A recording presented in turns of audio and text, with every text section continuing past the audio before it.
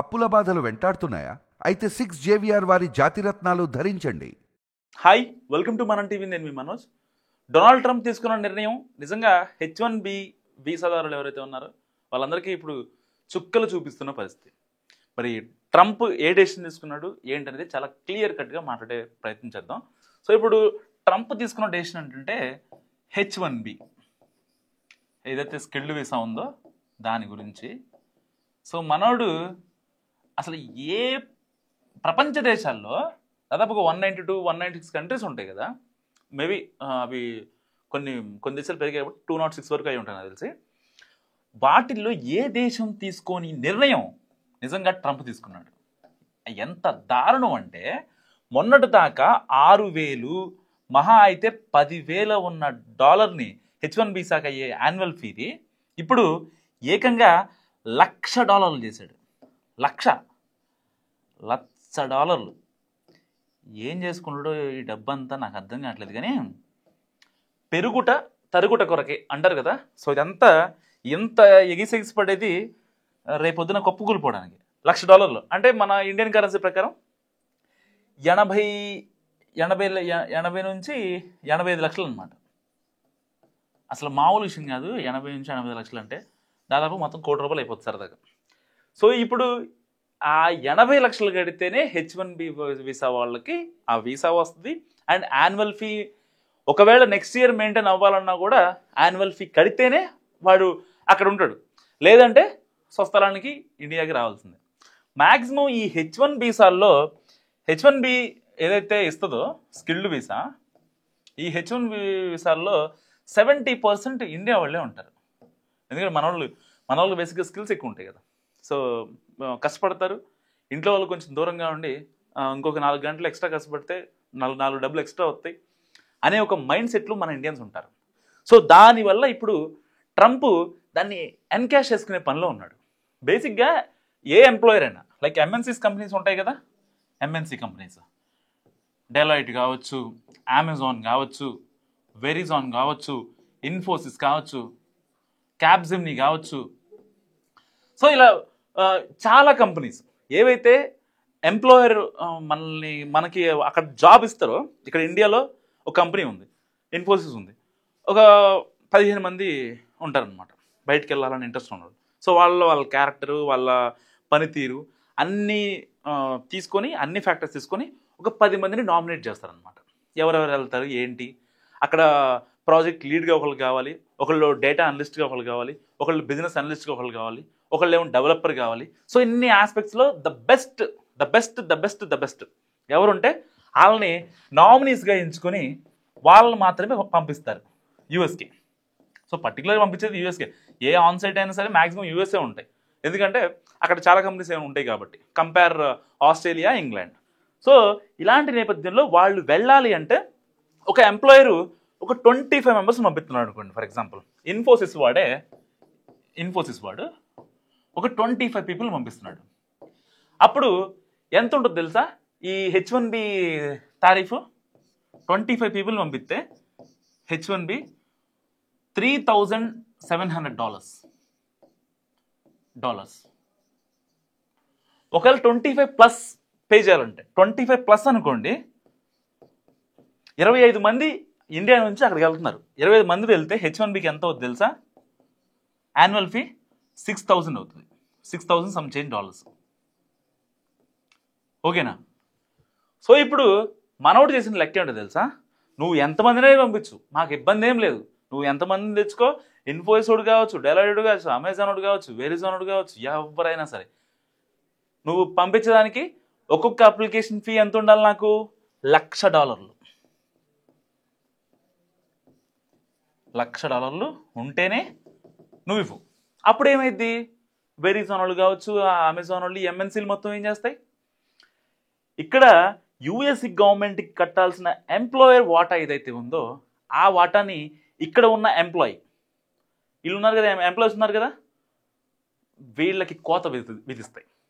ఎన్నో ఆశలతో ఫ్యామిలీకి దూరంగా ఉండి ఎన్నో ఎమోషన్స్ని తట్టుకొని అవన్నీ బియాండ్ ద బాక్స్ ఆలోచించి అక్కడ దొరికే 4 గంటలు 3 గంటలు ఆ టైంని కూడా ఒడిసి పట్టుకొని డబ్బులు సంపాదించాలి, మనకంటూ ఒక నెక్స్ట్ లెవెల్ లైఫ్ అనుభవించాలి, ఇంట్లో వాళ్ళని జాగ్రత్త చూసుకోవాలి, వచ్చిన డబ్బులో ఇంట్లో వాళ్ళు పంపించాలి, వాళ్ళకి మెడికల్ ఖర్చులు ఇంత ఉంచాలి, మన ఫ్యామిలీ ఫ్యూచర్లో వెళ్ళి ఇండియాలో సెటిల్ అవ్వాలంటే ఇంటి కోసం ఎంత ఖర్చు పెట్టుకోవాలి, ఇలాంటివి మొత్తం ఆ సేవింగ్స్ మొత్తం ఇప్పుడు అతలాకుతలమైన పరిస్థితి. ఏం చెయ్యాలో అర్థం కావట్లా ఇప్పుడు అక్కడ ఉన్న ఇండియన్స్కి. సో ఇప్పుడు మనోడు $1,00,000 పెట్టాడు. అండ్ ఇంకొక రీజన్ ఏంటో తెలుసా, ట్రంప్ తీసుకున్న ఇంకొక డెసిషన్ ఏంటో తెలుసా, ఎవరన్నా H1B వీసా ఇవ్వాలంటేనంట ఇప్పుడు నార్మల్గా అన్ని గ్రేడ్లు ఉంటారు ఒక కంపెనీలో. నార్మల్ ఎంప్లాయ్ ఉంటాడు, ఆఫీస్ బాయ్ ఉంటాడు, ఒక డెవలపర్ ఉంటాడు, ఇంకా టెస్టర్ ఉంటాడు, డేటా అనలిస్టు, బిజినెస్ అనలిస్టు, ఇలా టీమ్ లీడు, ప్రాజెక్ట్ మేనేజరు, ఇలాంటి కార్పొరేట్ స్టైల్లో ఇలా ఉంటాయి కదా. వీళ్ళందరికీ అంటే నువ్వు ఎవరినైనా పంపించుకో, వాళ్ళకి పర్ యానం వచ్చేసి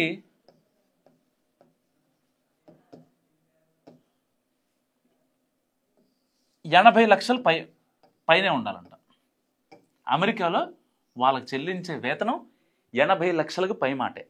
యానం ప్యాకేజ్ 80 lakh అబోవ్ ఉంటేనే H1B ఇవ్వండి, లేదంటే వద్దు. మరి మిగతా వాళ్ళు ఏం చేయాలి? నార్మల్గా ఇప్పుడు నాకు ఒక నెలకి 50,000 శాలరీ అనుకోండి, నేను ఒక మంచి ప్రాజెక్ట్ మేనేజర్, సరే ప్రాజెక్ట్ మేనేజర్కి 50,000 ఉండదు అనుకోండి, ఒక లక్ష వేసుకుందాం అంటే ఇప్పుడు నా యానం ప్యాకేజ్ ఎంత 12 lakh per annum, right? So ఇప్పుడు అక్కడ ఇన్ఫోసిస్లో నాకు జాబ్ వచ్చింది అంటే ఇప్పుడు నేను ఇక్కడ బెస్ట్ ఎంప్లాయ్గా నన్ను సెలెక్ట్ చేశారు, బెస్ట్ ప్రాజెక్ట్ మేనేజర్గా నన్ను ఇక్కడ సెలెక్ట్ చేశారు. ఇన్ఫోసిస్లో యూఎస్లో మీ సేవలు కావాలని చెప్పి నన్ను పిలుస్తున్నారు.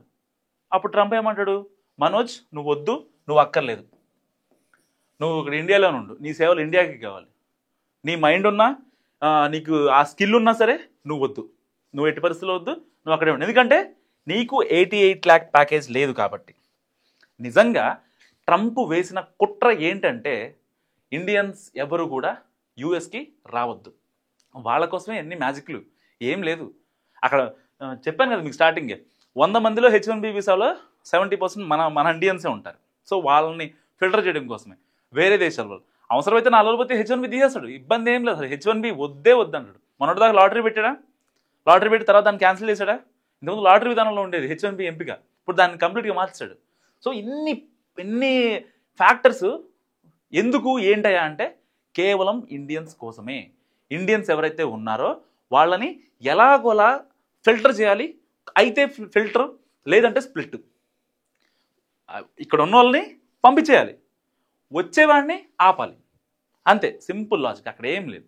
సో ఇదిలో సామెత చెప్తారు కదా, పెరుగుట తరుగుట కొరకే, ఏమి లేనాకే ఎగిరేపడుద్ది.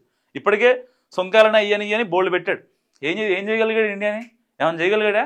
ఏం చేయలే. ఇప్పుడు మళ్ళీ H1B వాళ్ళని టార్గెట్ చేశాడు, అక్కడ ఉన్న స్టూడెంట్స్ని టార్గెట్ చేశాడు, అక్రమ వలసదారులు అని చెప్పి మన ఇండియా వాళ్ళని పంపించే ప్రయత్నం చేశాడు. H1B మీద స్పౌస్ వీసాని కూడా క్యాన్సిల్ చేసే ఆ ప్రయత్నాలు జరిగాయి వైట్ హౌస్ వేదికగా. సో ఇలాంటి చాలా మ్యాజిక్లు జిమ్మిక్లు చేసిన ట్రంప్కి ఇక విసుగు వచ్చేసింది. ఇకంతా కాదు, ఇక ఒక ఎండ్ కార్డు పెట్టాలి దీనికి. ఎండ్ కార్డు పెడితే అప్పుడు వీళ్ళు ఇండియన్స్ మాట వింటారు. వీళ్ళు సొంకాలు ఎక్కువ వేసినా సరే నాతో కాళ్ళబారంటారు అట్లా, ఇంకా వేరే వాటిపైన రొయ్యలపైన పీతలపైన వాటిపైన పెట్టినా సరే రాట్లా. ఇక్కడ నుంచి ఎక్స్పోర్ట్ ఇంపోర్ట్స్ పైన కొన్ని మాత్రమే కావాలి, లైక్ వస్త్ర దుకాణం కావచ్చు, లేకపోతే ఈ మత్స్యకార సంపద కావచ్చు, ఇలాంటి వాటిపైన ఎంత చేసినా సరే వీళ్ళు భరిస్తున్నారు. నిజంగా ఎందుకు భరిస్తున్నారు? రీజన్ ఏంటంటే మా ప్లాన్ ఆల్రెడీ మాకుంది, మోడీ గారు ఆల్రెడీ దాని వెనకాల ఒక స్ట్రాటజిక్ గేమ్ ఆడుతున్నారు. సో ఆ గేమ్ నీకు అర్థమైంది, తగ్గుతావు అనుకున్నారు, కానీ ఇంతలోనే కట్ చేస్తే H1B వీసాకి 88 లక్షలు ఫీజు. అసలు ఎవడానికి కడతారు 88 లక్షలు? ఏంటి అసలు? నిజంగా H1B అయితే అదొక పెద్ద బంగారమా? సో ఇప్పుడు ఇన్ని ఆస్పెక్ట్స్లో ట్రంప్ తీసుకున్న నిర్ణయం ఇప్పుడు ప్రపంచవ్యాప్తంగా ఒక వివాదాస్పదం అవుతుంది. సో ఎందుకు ట్రంప్ ఇంత నిర్లక్ష్యంగా నిర్లజ్జగా వ్యవహరిస్తున్నాడు, కావాలనే ఇండియాను టార్గెట్ చేస్తున్నాడు అని చెప్పి చాలామంది మాట్లాడుతున్న పరిస్థితి. సో ఏదేమైనా సరే ఈ నిర్ణయం ట్రంప్ తీసుకోదగినది కాదు. ఏదైతే అక్కడ అమెరికన్ కాంగ్రెస్ ఉంటుందో, అమెరికన్ కాంగ్రెస్ తీసుకునే డెసిషన్ ఇది యాక్చువల్గా. అవన్నీ పక్కన పెట్టేసి మనోడు ట్రంప్ ఏం చేస్తాడు తెలుసా? ట్రంప్ ఏకఛత్రాధిపత్యం అనఫిషియల్ నియంతలాగా ఫీల్ అయిపోయి అసలు ఇక నాదే రాజ్యం, నాదే, మొత్తం నేనే చేస్తా, నన్ను ఆపేవాడు ఎవడు లేడు, నన్ను ఎవరు కూడా ఏం చేయలేరు, నన్ను ఆపలేరు, నా నిర్ణయాలకు తిరిగే లేదు అన్నట్టుగా మనోడు బిహేవియర్ ఉంటుంది. సో కట్ చేస్తే అమెరికన్ కాంగ్రెస్ యాక్చువల్గా తీసుకోవాల్సిన డెసిషన్ ఇది. ఎందుకంటే దౌత్యపరమైన సంబంధం కదా, ప్రపంచీకరణలో భాగంగా ప్రపంచ దేశాలతో మీ సంబంధాలు కొనసాగిస్తున్నారు. నిజంగా అక్కడ అమెరికాలో అంత సాఫ్ట్వేర్ డెవలప్ అయిందంటే రీజన్ ఎవరు? Because of Indians, there is no doubt about it. So ఇన్ని ఆస్పెక్ట్స్లో మనోడే లేకపోతే వాళ్ళు ఎందుకు, వాళ్ళే ఉంటారు, వాళ్ళ జీడిపిలో మనోళ్ళు చాలా వరకు కాంట్రిబ్యూట్ చేస్తూ ఉంటారు. అలాంటి వాళ్ళు డెసిషన్ లేకుండా కనీసం పిఎంఓ ఆఫీస్తో మాట్లాడకుండా ఇండియాలో ఇలాంటి డెసిషన్లు తీసుకుంటే రేపొద్దున అంతకి అనుభవిస్తూ ట్రంప్, నిజం చెప్తున్నా. సో దీనికి ఇప్పుడు ఇండియన్ గవర్నమెంట్ చాలా స్ట్రాటజికల్గా వెళ్తుంది ముందుకి. సో ఎలాంటి డెసిషన్ తీసుకుంటుందంటే చంప మీద కొట్టినట్టే ఉంటుంది, అంత సురుకు తగిలిద్ది అనమాట. సో అలాంటి డెసిషన్ తీసుకుంటాడు మోడీ ఇప్పుడు. సో మరి ట్రంప్ తీసుకున్న ఈ వివాదాస్పద నిర్ణయం గురించి, H1B వీసా గురించి మీరేమనుకుంటున్నారో మస్ట్గా కామెంట్ చేయండి. చూస్తూనే ఉండండి మనం టీవీ.